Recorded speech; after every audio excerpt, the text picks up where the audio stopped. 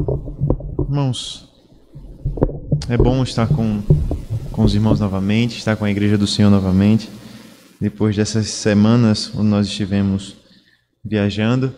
É bom também rever os irmãos e ter o privilégio, junto com os irmãos, abrir a palavra do Senhor e meditar na palavra dele. Nós vamos fazer isso, nós vamos abrir nossas Bíblias no livro de Gênesis, nós vamos continuar as nossas meditações nesse livro. Nós demos essa pausa nos últimos dias, mas com a graça do Senhor nós iremos voltar. Gênesis capítulo 5,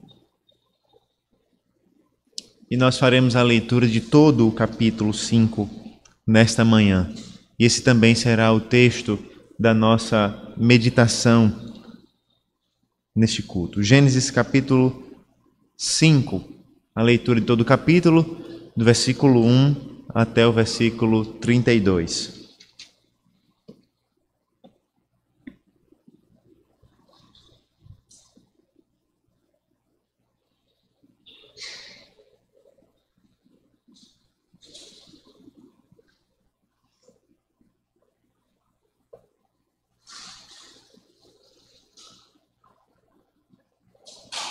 Nós vamos fazer a leitura desse capítulo enquanto os irmãos acompanham com atenção.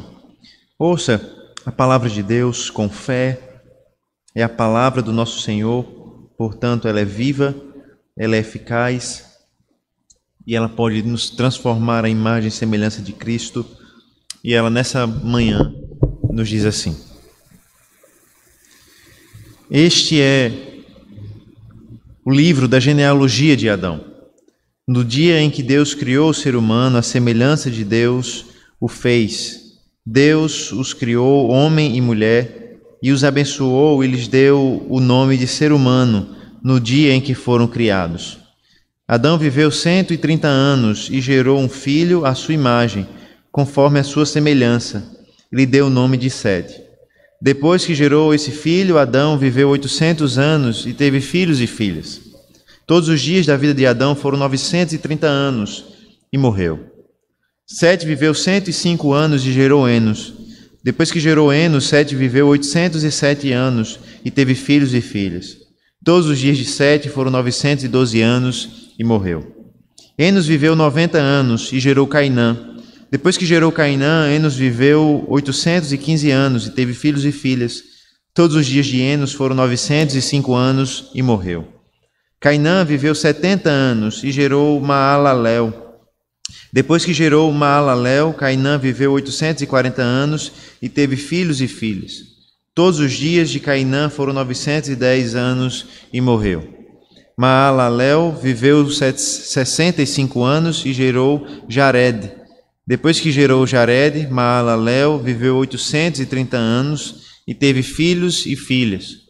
Todos os dias de Maalalel foram 895 anos e morreu. Jared viveu 162 anos e gerou Enoque. Depois que gerou Enoque, Jared viveu 800 anos e teve filhos e filhas. Todos os dias de Jared foram 962 anos e morreu. Enoque viveu 65 anos e gerou Metusalém. Enoque andou com Deus e depois que gerou Metusalém, viveu 300 anos e teve filhos e filhas. Todos os dias de Enoque foram 365 anos. Enoque andou com Deus e não foi mais visto, porque Deus o levou para junto de si.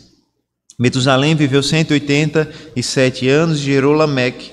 Depois que gerou Lameque, Metusalém viveu 782 anos e teve filhos e filhas.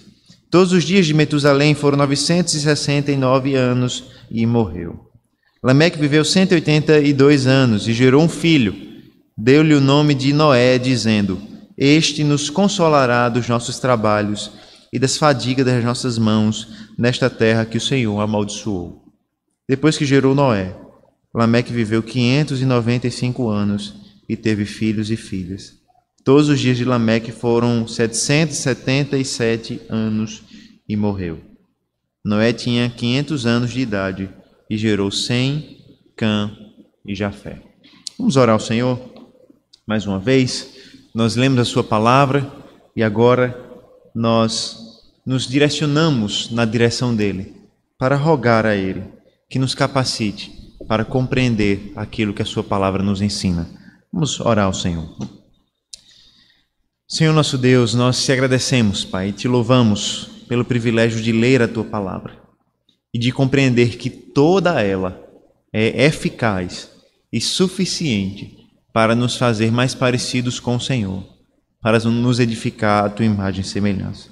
Nos ensina, Deus, por meio desse trecho, dessa porção da tua palavra que lemos hoje pela manhã, que nós possamos compreender, a partir desse texto, como a redenção do Senhor avança pela história do homem e como de geração a geração o Senhor continua levantando um povo que se chama pelo teu nome, um povo que aguarda a promessa do Messias.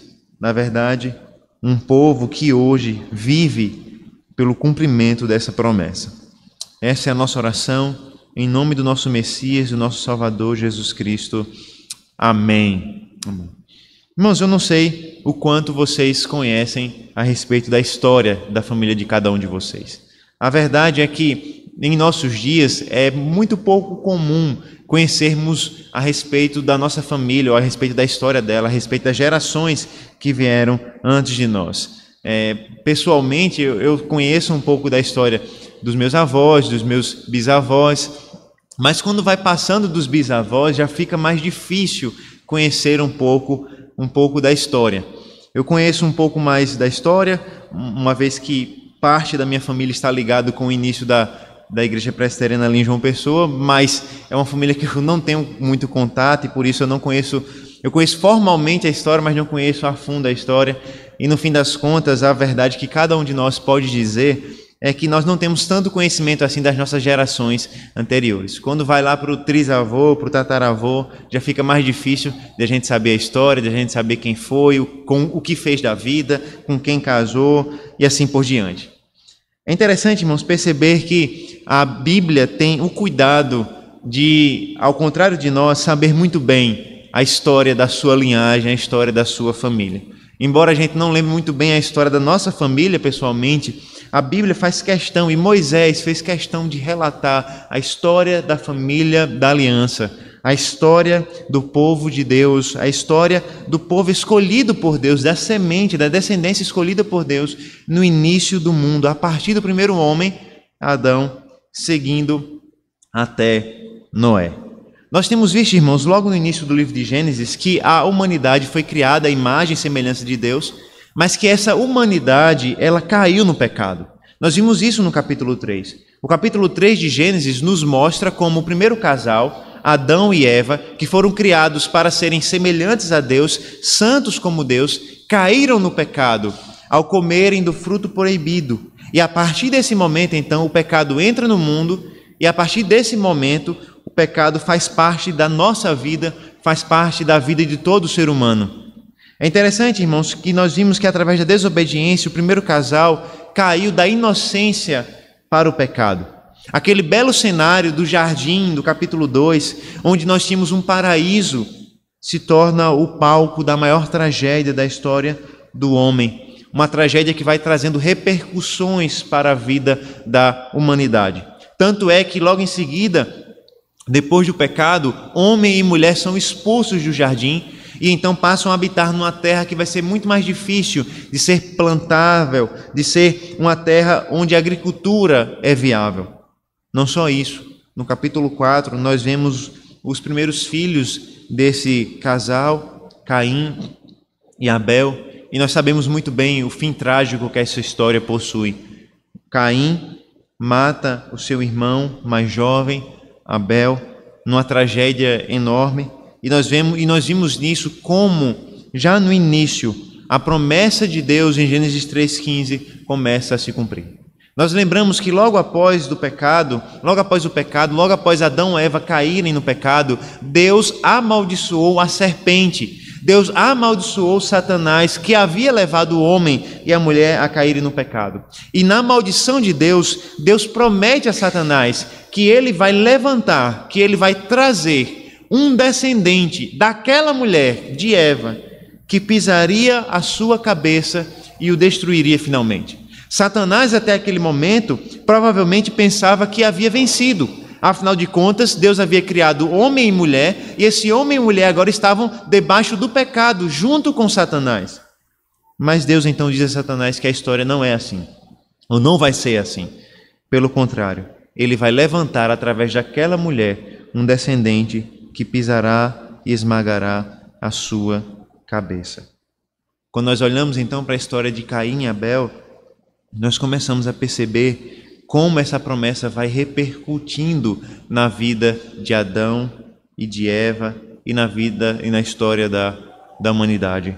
A razão para isso é que Deus disse que haveriam duas descendências: a descendência da mulher, da qual viria o descendente prometido que destruiria Satanás, e uma outra descendência, a descendência do próprio Satanás, que seria para sempre inimiga de Deus, inimiga da sua igreja. Na história de Caim e Abel, nós vimos então como Caim, que é retratado como filho do maligno, mata o seu irmão Abel, que era, sem sombra de dúvidas, um homem que amava a Deus e que era servo do Senhor. Na continuidade da história, nós vimos que esse conflito entre essas duas sementes, ela vai se expandindo e deixa de ser um conflito apenas entre dois irmãos e passa a ser um conflito entre duas descendências. No capítulo 4, nós vimos a descendência da serpente. Nós vimos como, no capítulo 4, a descendência da serpente, ela cresce, ela vai se multiplicando por um caminho de pecado. Nós vimos que nesse caminho há prosperidade. Nós vimos que eles são grandes inventores, eles trabalham com metais, eles são criadores da música, eles são criadores de diversos ofícios. Mas nós vimos também que eles avançam por um caminho de pecado, por um caminho marcado pela distância de Deus. O capítulo 5, então, serve para nos mostrar a outra descendência. Se o capítulo 4 foca na descendência da serpente e no avanço que ela tem, o capítulo 5, então, nos mostra como a outra semente, a semente da mulher, cresce e avança de geração em geração. Nesse capítulo, então, nós acabamos de ler a narrativa a respeito da linhagem da semente da mulher. Uma descendência que começa com Adão, o primeiro homem, e que termina aqui no capítulo 5 com Noé, antecipando os eventos do dilúvio que vão acontecer nos próximos capítulos. Nas palavras de um autor chamado Gerhard Voss, ele diz que aqui nós temos a continuidade da redenção. Aqui a continuidade da redenção é enfatizada. Em outras palavras, nessa genealogia, nesse conjunto de nomes estranhos que nós encontramos aqui, nós temos o plano de redenção de Deus tendo continuidade no mundo de geração em geração. Por isso, nessa manhã, nós aprenderemos que o plano de redenção de Deus avança, apesar da morte, através de uma descendência escolhida. O plano de redenção de Deus avança nesse mundo, apesar da morte, através de uma descendência escolhida. Nós vamos ver isso em alguns momentos. Primeiro, nós vamos ver que o plano de Deus continua na história do homem. A imagem de Deus continua no homem. Veja o início do capítulo 5 e observe que o capítulo 5 começa com um resumo da criação do homem à imagem e semelhança de Deus. Veja os versículos 1 e 2. Este é o livro da genealogia de Adão. No dia em que Deus criou o ser humano, a semelhança de Deus o fez.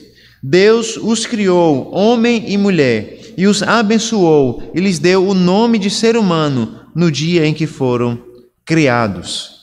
Observe que não por acaso a primeira frase do versículo 1 do capítulo 5 é: este é o livro da genealogia de Adão.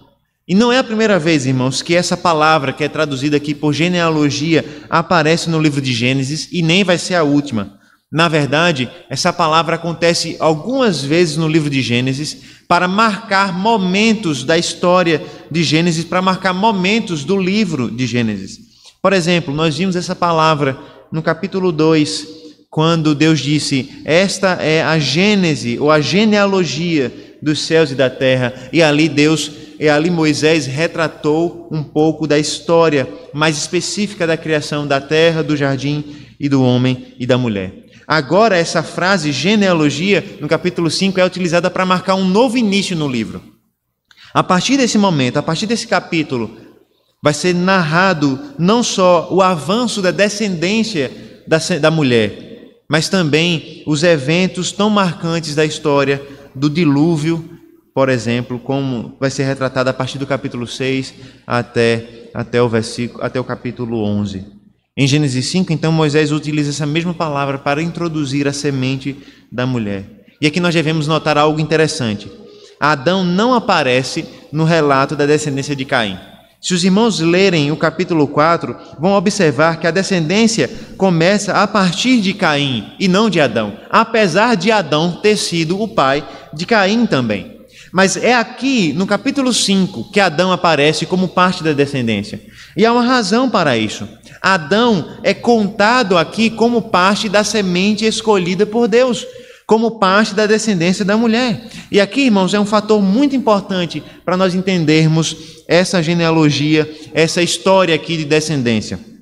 Moisés não está escolhendo necessariamente o primeiro filho de cada homem da descendência. Moisés está escolhendo os filhos que são representantes do povo de Deus, que são parte da semente da mulher. É por isso que Adão pode fazer parte dessa descendência e não fazer parte da descendência da semente de Caim. Porque, na verdade, Adão foi salvo pela sua fé, como o capítulo 3 de Gênesis nos mostra também. E assim, todos os que fazem parte dessa descendência aqui, todos os nomes citados aqui nessa descendência, devem ser compreendidos como parte do povo de Deus, parte daqueles que creram na salvação por meio do descendente que viria para esmagar a cabeça da serpente. E aqui nós temos um resumo, uma introdução. E nesse resumo e introdução, nos primeiros 2 versículos, nós somos lembrados de verdades que Moisés acabou de nos ensinar nos capítulos 1 e 2 de Gênesis. O homem foi criado à imagem e semelhança de Deus. O homem foi abençoado por Deus e então foi chamado de ser humano, de homem. E como nós vimos, ser imagem e semelhança de Deus é justamente aquilo que faz o homem ser diferente dos demais animais, ou melhor dizendo, dos animais. Nas palavras de um autor, ele diz que ser imagem de Deus é a indicação singular a respeito do ser humano. É aquilo que faz o homem ser homem. E aqui o texto faz questão de nos dizer que Deus criou o homem, e somente o homem, a sua imagem e semelhança, e assim o chamou de ser humano, de homem. E aqui a Bíblia faz questão de nos mostrar que o homem não é mais um animal racional, diferente apenas em algumas características dos demais. A Bíblia faz questão de enfatizar que o homem está num status diferente diante de Deus, porque somente o homem foi criado à imagem e semelhança de Deus. Somente o homem recebeu esse nome que ele possui. Somente o homem recebeu essa bênção especial de Deus, de ser criado à semelhança dele, para espelhar a glória dele, para espelhar os atributos dele. Por isso, ser imagem e semelhança de Deus é o que diferencia o homem de toda a criação. É aquilo que faz o homem tão especial, porque ele foi criado para refletir e espelhar a Deus na sua vida, dominando como Deus dominou, se multiplicando como Deus multiplicou na sua criação. Homem e mulher foram criados e abençoados por Ele.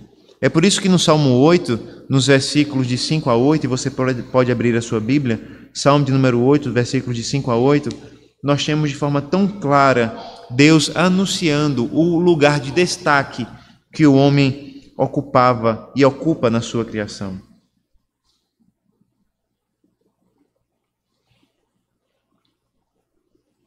Salmo de número 8, versículos 5 a 8.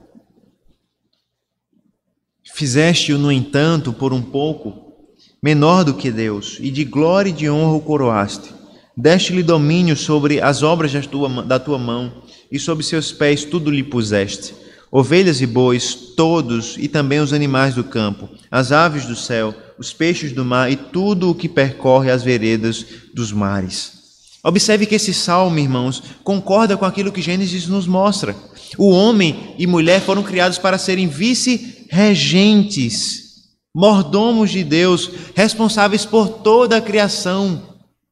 E como aquele que representava a Deus, feito à imagem do próprio Deus, o homem deveria espelhar a Deus e refletir a glória de Deus através das suas ações, através dos seus trabalhos, das suas palavras e atitudes nesse mundo. Isso significa, irmãos, que o homem foi criado para espelhar a glória de Deus no mundo. E ao ser repetida essa verdade no capítulo 5, nós aprendemos que mesmo com o pecado, o homem continua portando a imagem e semelhança de Deus. E é possível enxergar essa verdade já no capítulo 4, quando nós olhamos para a semente da serpente, porque nós olhamos aquela semente crescendo no contexto de pecado, mas mesmo no contexto de pecado, Deus abençoa essa semente, lhe dando crescimento e inteligência para produzir ferramentas e cultura, instrumentos para o crescimento e avanço da humanidade.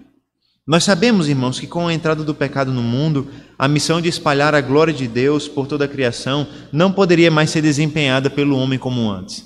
Nós sabemos que pelo pecado nesse mundo, o homem carregava a mancha do pecado e por isso a imagem estava manchada no homem. Contudo, Deus não retira a imagem e semelhança de Deus do homem. Pelo contrário, Deus disse que criou o primeiro homem à sua imagem e semelhança, os abençoou, o chamou de ser humano, e no versículo 3, nós temos uma imagem clara dessa semelhança de Deus passando para o seu filho de geração em geração. Veja o que o versículo 3 nos diz. Adão viveu 130 anos e gerou um filho, à sua imagem, conforme a sua semelhança, e lhe deu o nome de Sete. As palavras, irmãos, do versículo 3 são de forma proposital escritas para lembrar a criação do homem e da mulher. Assim como Deus criou o homem, a sua imagem e a sua semelhança, Adão tem um filho que foi feito à sua imagem e à sua semelhança. E da mesma forma que o Senhor deu nome ao homem e lhe chamou Adão, ser humano, Sete também recebe o nome que seus pais lhe dão. Ele foi gerado à imagem e semelhança dos seus pais e também foi criado à imagem e semelhança de Deus. E com isso nós aprendemos de forma muito clara duas verdades. Primeiro, que o homem foi criado e continua sendo imagem e semelhança de Deus, mesmo depois do pecado. Mesmo com o pecado em nós, nós ainda carregamos a imagem de Deus em nós, nós ainda temos a missão de espalhar a glória de Deus nesse mundo. E a segunda verdade que nós aprendemos aqui é que isso é dito de forma especial a respeito de Sete e da semente escolhida por Deus. Em outras palavras, o texto parece estar nos mostrando que a partir de Adão e a partir de Sete, a semente escolhida de Deus continua tendo como responsabilidade e tarefa aquilo que Adão teve como primeiro homem. Ou seja, Adão como primeiro homem, ele foi criado para espelhar a glória de Deus e espalhar a glória de Deus em todo esse mundo. Como? Fazendo aquilo que Deus o criou para fazer, fazendo aquilo que ele mesmo, que o próprio Deus havia feito, crescendo e multiplicando e dominando sobre toda a criação. E quando essa imagem e semelhança de forma tão clara é passada para o seu filho Sete, Moisés está nos ensinando que a tarefa de Adão continua a partir do seu filho, dos seus netos e assim por diante. Gênesis 5, irmãos, aponta para o fato de Sete ser o filho escolhido para dar continuidade à descendência da mulher. Não só isso, mas o texto também sugere que, como filho de Adão, a sua imagem e semelhança, ele herda a missão dos seus pais. Ele deveria, então, fazer aquilo que o seu pai foi criado para fazer, espalhar a glória de Deus nesse mundo. E sem sombra de dúvidas, irmãos, essas são notícias excelentes. Porque quando nós lembramos do que aconteceu lá em Gênesis 3, nós nos lembramos da promessa de Deus. Deus havia dito, no dia em que você comer do fruto proibido, certamente você morrerá. Mas o que nós estamos observando aqui é que sim, Adão morreu. Mas a missão de Adão vai sendo passada de geração em geração. Ou seja, o pecado do homem não fez Deus desistir da sua missão de espalhar a glória dele pelo mundo. Pelo contrário, Deus continua dando filhos ao homem para que de geração em geração a missão seja cumprida. Adão morre e ele não cumpre perfeitamente a sua tarefa, mas a sua missão é passada para o seu filho, que passa para o seu neto e assim por diante. Mesmo depois da queda e da entrada no pecado no mundo, Deus não deixou o homem sem esperança.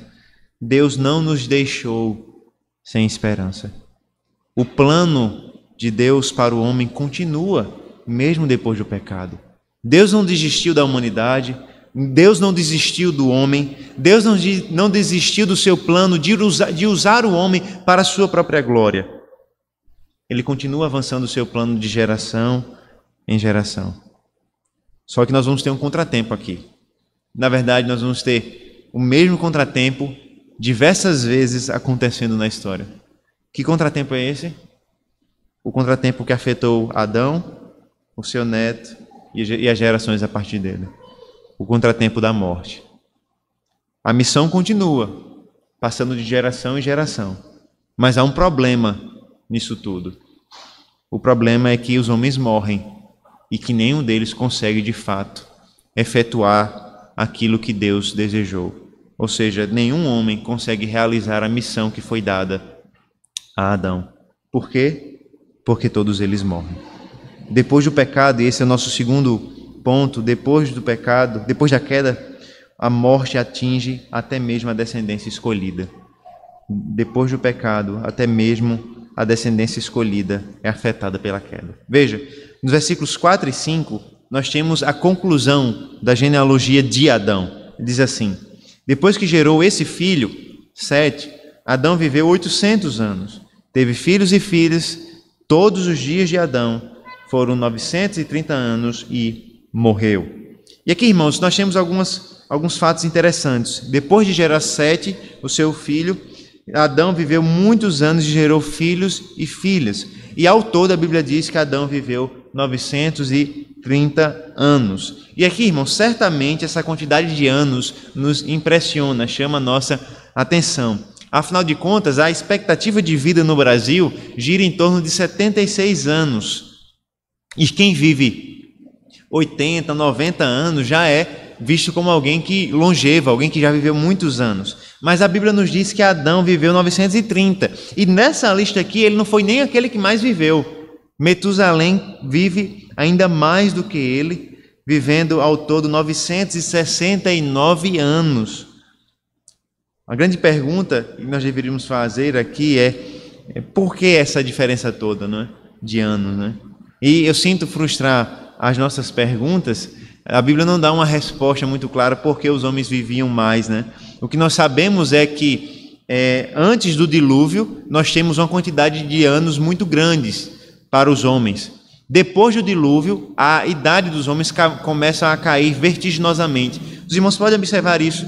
Compare essa genealogia de Adão no capítulo 5 com as genealogias que são registradas depois do dilúvio. E os irmãos vão ver que o dilúvio é o grande evento que vai separar a humanidade, a história da humanidade. Depois do dilúvio, os homens passam a viver muito menos até chegar à idade que nós conhecemos hoje como comum, né? Essa idade que gira em torno, no máximo, de 100 anos, ou coisa nesse sentido.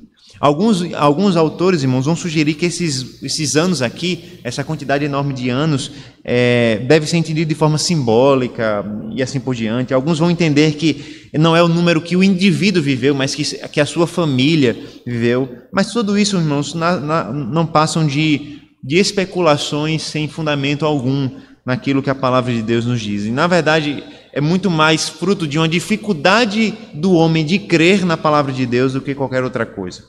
A Bíblia, o texto, não sugere que os números devem ser lidos de forma simbólica ou de forma representativa. Pelo contrário, a Bíblia nos mostra que até mesmo os autores do Novo Testamento entenderam que essa genealogia deveria ser compreendida de forma verdadeira e histórica. O próprio Evangelho de Lucas, quando narra a história de Jesus, a genealogia de Jesus, ela utiliza a mesma genealogia que temos aqui em Gênesis capítulo 5.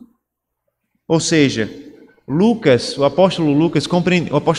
o médico Lucas compreendia muito bem que a genealogia de Gênesis 5 era verdadeira e não uma invenção de homens. Por isso nós devemos entender que antes do dilúvio a expectativa de vida era alta mesmo. Só que, por mais que a expectativa fosse alta, por mais que os homens vivessem muito, a morte ainda chegou para cada um deles. A morte alcançou cada um deles, mesmo com muitos anos de vida, né? E aqui lembre, observe que eles não só têm muitos anos de vida, mas eles têm muitos anos de vida com saúde e capacidade de reprodução, né? Ou seja, eles com 600 anos, 700 anos estão lá tendo filhos, né? Imagine aí, né? Se um casal normal hoje consegue ter aí na média aí de 26 a 30 filhos, né? Assim, se for para ter todo da forma seguida, né? A gente conhece pessoas que tiveram 26, 30 filhos. É possível fazer isso. Imagine você vivendo 700, 800 anos tendo filhos, né? Então era muito menino na face da terra. E essa é uma razão porque Caim podia dizer, Senhor, se eu sair por aí, as pessoas vão me matar. Porque na idade em que houve o assassinato de Abel, provavelmente já existia muita gente no mundo. Afinal de contas, Caim não era muito jovem quando isso aconteceu. Pelo menos jovem para nós, né? Mas na expectativa de vida dele, certamente ele já tinha tido filhos e já havia crescido e assim por diante. O que nós temos então é homens vivendo muito, multiplicando muito, mas mesmo assim o drama da morte permanecia na história do homem. Veja que depois de falar de Adão, irmãos, Moisés registra a descendência da semente da mulher através de uma sequência de 10 parágrafos com informações semelhantes. Primeiro, Moisés nos diz o nome de quem ele fala, depois ele nos dá a idade dele, diz os anos que ele teve depois, tendo filhos e filhas, e depois o ano total de vida que ele teve, e por último nós temos o refrão em todos os casos, e morreu. Nós vamos então ler esses versículos novamente, para que nós possamos compreender aquilo que o texto está nos dizendo. Gênesis, a partir do versículo 6 até o versículo 20, seguindo essa sequência que o texto nos dá. Observe o mesmo padrão sendo repetido. Primeiro, a informação a respeito dos anos que cada um tinha quando gerou o filho escolhido. Sete viveu 105 anos e gerou Enos. Depois que gerou Enos, Sete viveu 807 anos e teve filhos e filhas. Todos os dias de Sete foram 912 anos e morreu. Enos viveu 90 anos e gerou Cainã. Depois que gerou Cainã, Enos viveu 815 anos e teve filhos e filhas. Todos os dias de Enos foram 905 anos e morreu. Mesma sequência. Cainã viveu 70 anos e gerou Maalalel. Depois que gerou Maalalel, Cainã viveu 840 anos e teve filhos e filhas. Todos os dias de Cainã foram 910 anos e morreu. Versículo 15, já a geração de Maalalel. Maalalel viveu 65 anos e gerou Jared. Depois que gerou Jared, Maalalel viveu 830 anos e teve filhos e filhas. Todos os dias de Maalalel foram 895 anos e morreu. Sim, uma outra utilidade desse texto. Esse texto é um excelente depósito de nomes bonitos para aqueles que querem dar nomes aos seus filhos. Então, sintam-se à vontade para escolher entre Jared, Maalalel e assim por diante. Observe a partir do versículo 18 a geração de Jared. Jared viveu 162 anos e gerou Enoque. Depois que gerou Enoque, Jared viveu 800 anos e teve filhos e filhas. Todos os dias de Jared foram 962 anos e morreu. Até aqui, a mesma sequência que nós vimos desde o início. Nós temos a idade, o primeiro filho, ou não o primeiro filho no sentido de ser o primogênito, mas o primeiro filho mencionado aqui, que é o filho escolhido na descendência. Depois o relato de quantos anos ele passou tendo filhos e filhas, e depois o total de anos que ele possuía. Mas o que, irmãos, se repete e mais chama a nossa atenção em todo esse relato, não é ou não deveria ser a quantidade de anos que cada um deles teve, mas a última frase que cada um ouve ou que é registrado a respeito de cada um. A frase "e morreu". Apesar de toda essa expectativa alta de vida, todos os homens aqui mencionados morreram. Todos os homens até aqui mencionados morreram. Essa, sem sombra de dúvidas, irmãos, é uma repercussão daquilo que aconteceu no capítulo 3 de Gênesis, e nós lembramos muito bem. Deus havia dito que se o homem comesse do fruto da árvore do conhecimento do bem e do mal, ele certamente morreria. E a promessa está se cumprindo aqui. Se cumpriu para Adão. Adão morreu de fato. E está se cumprindo para os seus descendentes também. Um após o outro, todos encontram a morte. Um após o outro, mesmo que vivam muito, eles encontram a morte. Deus continuaria dando fertilidade, casamento, trabalho. Deus continuaria dando a eles as condições para viverem, mas a morte não deixaria de ser uma consequência atormentadora do pecado na vida do homem. Por mais que eles vivessem muito, eles encontrariam a morte. E aqui, irmãos, nós temos o conflito entre a missão de Deus e as consequências do pecado. Deus deu uma obra a Adão, mas essa obra nunca parece se realizar, porque sempre a morte encontra o homem. Deus deu uma tarefa para Adão realizar e Deus precisava ser glorificado por meio dessa tarefa. Mas sempre a morte se metia no caminho do homem, impedindo, pelo pecado também, ao cumprimento dessa promessa. Essa mesma sequência, irmãos, pode ser vista nos versículos 25 e 27. Veja, no versículo 25, quando se fala de Metusalém. Metusalém viveu 187 anos e gerou Lameque. Depois que gerou Lameque, Metusalém viveu 782 anos e teve filhos e filhas. Todos os dias de Metusalém foram 960 anos e morreu.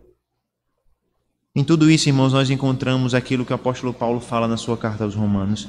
Abra sua Bíblia em Romanos capítulo 5. Nós vamos ler os versículos 12 e 14. Romanos capítulo 5, versículos 12 e 14.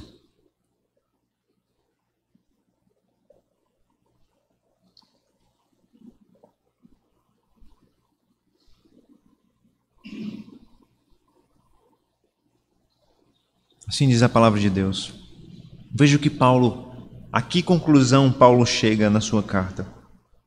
Portanto, assim como por um só homem entrou o pecado no mundo e pelo pecado veio a morte, assim também a morte passou a toda a humanidade, porque todos pecaram. No entanto, a morte reinou desde Adão até Moisés, mesmo sobre aqueles que não pecaram à semelhança da transgressão de Adão, o qual prefigurava aquele que havia de vir. Observe que Paulo, irmãos, chega à conclusão que nós podemos chegar a partir da leitura do capítulo 5. Por meio do pecado, a morte reinou sobre toda a humanidade. É isso que o texto está nos dizendo. Por mais que eles sejam a semente escolhida de Deus, por mais que eles sejam a igreja de Deus, o pecado continua trazendo a morte sobre o homem. E é por isso, irmãos, que nós ainda temos que lidar até hoje com a tragédia que é a morte. Todos nós já fomos afetados pela morte em alguma medida. Nós já perdemos pessoas queridas, familiares, amigos. Nós já enfrentamos a morte de alguma maneira. E nós sabemos muito bem que a morte é algo trágico, é algo doloroso, e ela só pode ser compreendida como fruto do pecado em nossas vidas. Sem sombra de dúvidas, uma das piores atividades do ministério pastoral é ter que participar de velórios. E por ser pastor, você acaba participando mais do que normalmente você participaria se não fosse. E essa, sem sombra de dúvidas, é um dos piores momentos para qualquer pastor. Eu já conversei com alguns pastores e todos dizem a mesma coisa. Porque é um momento onde nós somos lembrados de onde o pecado pode nos levar. Nós somos lembrados de onde o pecado nos leva. Nós somos lembrados da consequência mais terrível do pecado, que é a morte. Como resume muito bem John Murray, ele diz: a morte entrou pelo pecado de um só homem e permeou a raça humana através do pecado de todos. Todos nós temos que lidar com a morte em alguma medida. E a genealogia de Gênesis 5 faz questão de nos lembrar disso, quando repete o mesmo refrão diversas vezes. E morreu, e morreu, e morreu. Não há maior prova das consequências do pecado, irmãos, do que a morte. A morte nos mostra que o pecado é uma doença universal que contaminou a todos os homens. A morte sobreveio até mesmo sobre aqueles que não pecaram como Adão. Veio sobre nós também. É por isso que nós então observamos que mesmo depois da queda, a morte continua sendo uma pedra no sapato do homem. Contudo, a genealogia de Gênesis apresenta uma aparente diferença na história de dois homens. No primeiro deles, um homem chamado Enoque. E através da história desses dois homens, nós vamos ver que a redenção continua apesar da morte. Veja, a redenção de Deus continua apesar da morte. Veja os versículos 21 a 24 e observe que há um homem chamado Enoque que foge à regra quando se fala de morte e quando se fala da sequência da genealogia. Enoque viveu 65 anos e gerou Metusalém. Enoque andou com Deus e depois que gerou Metusalém viveu 300 anos e teve filhos e filhas. Todos os dias de Enoque foram 365 anos. Enoque andou com Deus e não foi mais visto, porque Deus o levou para junto de si. Quando Moisés fala sobre Enoque, ele começa da mesma forma que começou a falar dos demais. Ele fala a respeito dos seus anos, quando gerou Metusalém, fala depois que ele gerou filhos e filhas, mas há algo aqui de interessante. Enoque foi o que menos viveu nesse mundo dentre todos os demais. Enoque ao todo viveu 365 anos, muito menos do que os seus contemporâneos, muito menos do que o seu próprio filho, que é o que mais vai viver. Mas a razão disso, irmãos, é mencionada no versículo 24, quando nos diz que Enoque andou com Deus e não foi mais visto, porque Deus o levou para junto de si. E essa frase, irmãos, Enoque andou com Deus, é repetida 2 vezes. E é interessante que essa frase volta a acontecer em Gênesis apenas mais uma vez, para falar de Noé, quando no capítulo 6 nos diz que Noé andava com Deus. E claramente, irmãos, a frase andar com Deus sugere intimidade profunda entre Enoque e o Senhor. É interessante que lá em Gênesis capítulo 3 nós lemos que Deus andava no jardim com o homem. E agora, mesmo depois do pecado, o texto nos diz que Deus estava andando com esse homem. E aqui, irmãos, provavelmente nós devemos entender aqui, não de forma literal, mas entender que de fato Enoque possuía uma comunhão profunda e verdadeira com o Senhor. Ou seja, entre todos esses homens, Enoque se destacava pela sua comunhão com Deus. É verdade, todos esses homens eram tementes a Deus, eram servos de Deus e faziam parte do povo de Deus. Mas parece que Enoque se destaca dentre os demais. Tanto é que o autor, Moisés, faz questão de nos dizer por 2 vezes que ele andava com Deus. Uma outra diferença clara entre Enoque e os demais é que, ao contrário do que acontece em todos os outros casos, não é mencionado nada a respeito da morte de Enoque. Pelo contrário, o texto nos diz que ele não foi mais visto, porque Deus o levou para junto de si. E aqui eu gostaria que você abrisse a sua Bíblia no livro de Hebreus, na carta aos Hebreus, capítulo 11, versículo 5. E nós vamos ouvir a respeito da interpretação desse texto. Nós vamos ver como a Bíblia interpreta a própria Bíblia. Hebreus 11, versículo 5.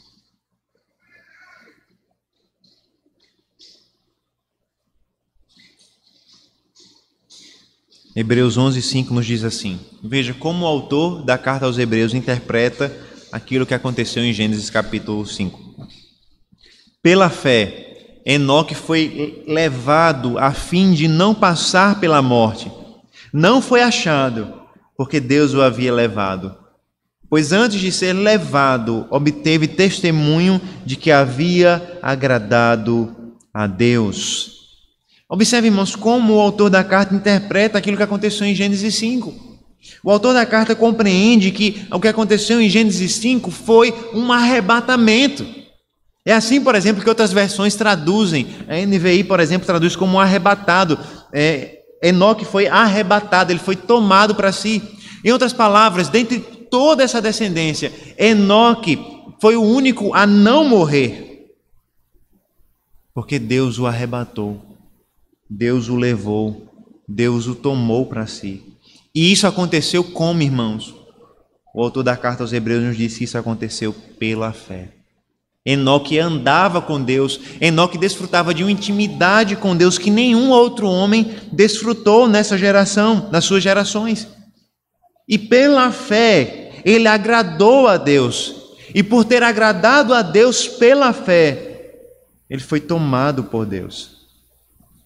E é interessante que esse verbo tomar, né? Ser tomado, ser levado por Deus, acontece também no mesmo caso, num caso parecido com esse, que é o caso de Elias, que também não morreu, mas que foi tomado pelo Senhor, que foi levado pelo Senhor.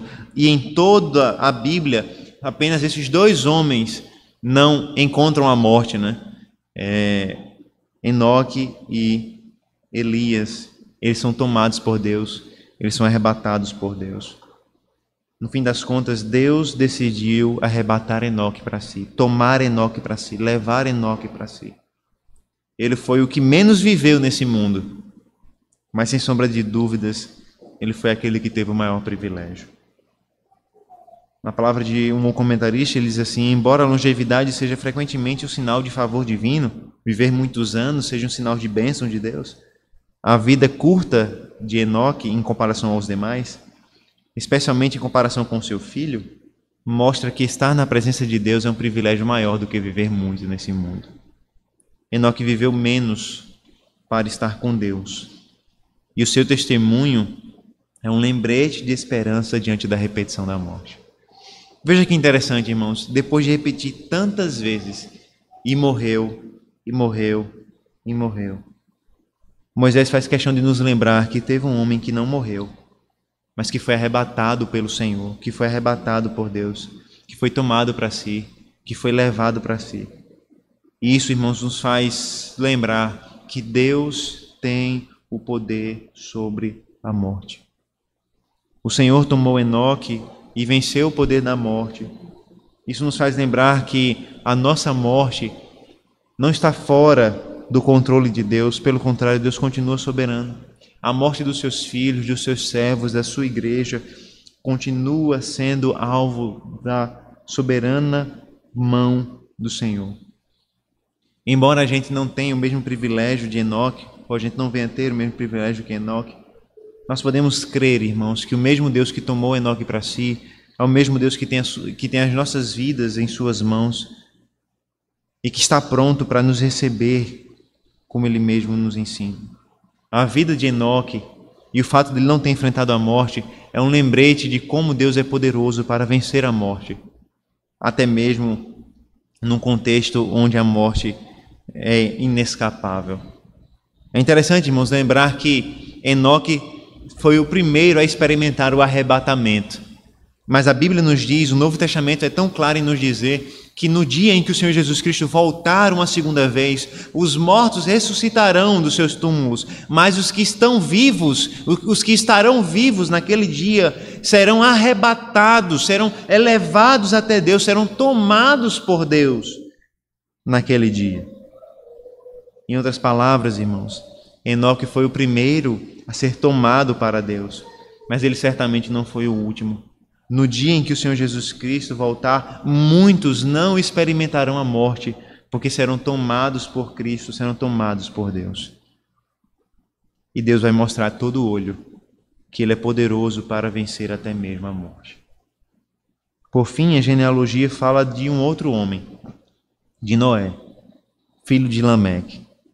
E o texto nos diz que Lameque viveu, a partir do versículo 28, Lameque viveu 182 anos e gerou um filho.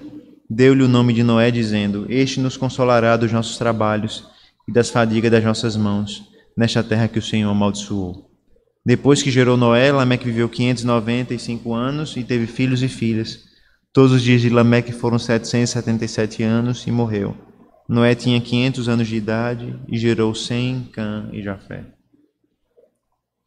Da mesma forma que Enoque, o relato de Noé não termina com a sua morte. Não porque Noé não morreu, a gente sabe que ele morreu, é registrado isso posteriormente. Mas porque esse relato serve como uma transição para o dilúvio que está para acontecer. Mas o mais interessante que eu quero destacar com os irmãos nessa manhã é aquilo que o pai de Noé diz a respeito dele. O pai de Noé, ao gerar Noé, ele olha para Noé e diz: este nos consolará dos nossos trabalhos e das nossas fadigas nesta terra que o Senhor amaldiçoou. E as palavras, irmãos, de Lameque nos faz lembrar muito bem daquilo que aconteceu em Gênesis 3. Volte algumas páginas na sua Bíblia e veja Gênesis 3, versículo 17. Gênesis 3, 17. E veja de onde Lameque tira as suas palavras. Gênesis 3, 16. E a Adão disse, Deus disse: por ter dado ouvidos à voz da sua mulher e comido da árvore que eu havia ordenado que não comesse, maldita é a terra por sua causa. Em fadigas você obterá dela o sustento durante os dias da sua vida. Veja, as palavras do pai de Noé são palavras retiradas aqui de Gênesis 3, 17. Ele compreende que a terra havia sido amaldiçoada por Deus. E ele compreende também que o seu trabalho era uma fadiga por causa da maldição de Deus. E ele olha para Noé e compreende: ele vai nos consolar dos nossos trabalhos, das nossas fadigas na terra que Deus amaldiçoou. Interessante que o nome Noé foi escolhido de forma poética e provavelmente significa descanso, alívio, conforto. Se pensamos então na compreensão que Lameque tinha da maldição e da promessa de salvação, talvez não seja exagerado supor que ele acreditava que aquele descendente seria o descendente escolhido. Ou seja, nós temos visto que Deus deu uma promessa. Deus deu uma promessa dizendo que viria um descendente da mulher que pisaria a cabeça de Satanás e destruiria suas obras. E destruiria as maldições do pecado. E Lameque então tem um filho e olha para aquele filho e compreende: esse filho vai trazer descanso da maldição do pecado. Esse filho vai trazer descanso das minhas fadigas. Talvez, irmãos, Lameque acreditasse que aquele filho, Noé, fosse o descendente que pisaria a cabeça da serpente. Nós não sabemos se ele acreditava nisso, mas as palavras dele parecem nos levar a crer que ele tinha essa expectativa de que o filho dele seria o descendente escolhido, que iria acabar com o sofrimento do pecado nesse mundo, que iria destruir as obras de Satanás, queria trazer descanso para ele e para essa terra. O que nós sabemos, irmãos, olhando a história de Noé, já antecipando a história de Noé, é que Noé não foi capaz de realizar tudo aquilo que o pai dele talvez planejou para ele ou pensou a respeito dele. O pai dele falou uma verdade: Noé foi um instrumento de Deus para trazer descanso a essa terra, e nós vamos ver isso no dilúvio. Mas Noé não era aquele que traria descanso final das maldições do pecado. Ele foi um importante instrumento de Deus para trazer alívio, mas um alívio temporário. Noé, em sua vida, não foi aquele que trouxe o descanso final das maldições de Deus. Mas sim, como nós vemos nas palavras do seu pai, e como nós veremos nas palavras das Escrituras nos próximos capítulos, Noé apontava para aquele que trouxe o verdadeiro descanso dos nossos pecados. E eu gostaria que você abrisse a sua Bíblia mais uma vez em Mateus, capítulo 11. Mateus, capítulo 11. Nós vamos ler a partir do versículo 28. Mateus 11, versículo 28. Para lermos a respeito daquele que de fato promete e entrega descanso final para as nossas almas. Mateus 11, a partir do versículo 28, diz assim a palavra de Deus. Jesus Cristo disse assim: venham a mim todos vocês que estão cansados e sobrecarregados, e eu os aliviarei. Tomem sobre vocês o meu jugo e aprendam de mim, porque sou manso e humilde de coração, e vocês acharão descanso para a sua alma. porque o meu jugo é suave e o meu fardo é leve. Noé não pôde trazer o descanso final para os males e consequências do pecado nesse mundo. Mas, sem sombra de dúvidas, a sua vida aponta, e nós vamos ver isso melhor, para aquele que de fato é capaz de trazer descanso para as nossas almas. A sua vida aponta para o verdadeiro descendente da mulher, aquele que de fato pisou a cabeça de Satanás, aquele que de fato destruiu e está vindo para destruir finalmente as obras de Satanás. A sua vida aponta para aquele que pode trazer descanso para a nossa alma.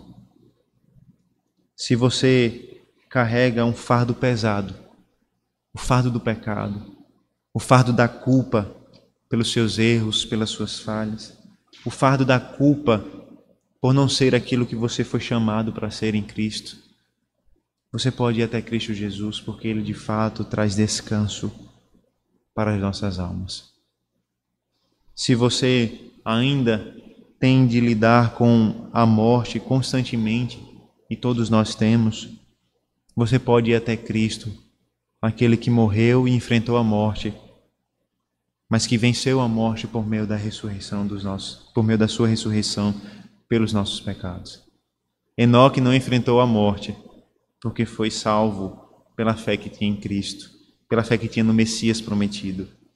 Mas o nosso Cristo, Ele mesmo escolheu enfrentar a morte, para que nós pudéssemos ser salvos pelo seu sacrifício e pela sua ressurreição por nós. Por isso você pode ir até Cristo, que é maior do que Enoque. Você pode ir até Cristo, que é maior do que Noé. Maior do que aquele que não morreu, porque justamente ele escolheu morrer em nosso lugar. Maior do que aquele que trouxe descanso temporário para a terra, porque ele é aquele que traz descanso para as nossas almas.